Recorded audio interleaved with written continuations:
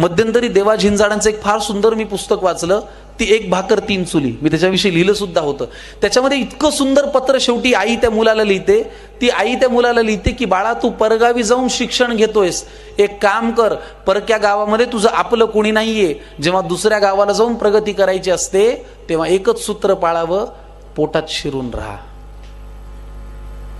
कुठल्याही क्षेत्रात तुम्ही काम करा. आज काही विद्यार्थी आणि विद्यार्थिनी सुद्धा इथे आहेत. जेव्हा आपण कुठेतरी जाऊन स्वप्न घेऊन, कुटुंबाचं आपलं स्वप्न घेऊन काम करायचा प्रयत्न करत असतो, तेव्हा खरंच आपल्याला कितीही गोष्टी नाही पटल्या तरी पोटात शिरूनच राहावं लागतं. माझ्या क्षेत्रात काम करताना तुम्हाला असं वाटतं का की सगळ्यांना आनंद होत असेल? संकर्षण कराड्याची 3 नाटकं चालू आहेत किंवा त्याच्या कविता लोकांपर्यंत पोहोचतात. त्रास असतो, वाईट वाटत असतं, खुपत असतं, ते आपल्याला ओळखावं लागतं.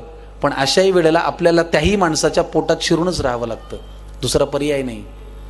कारण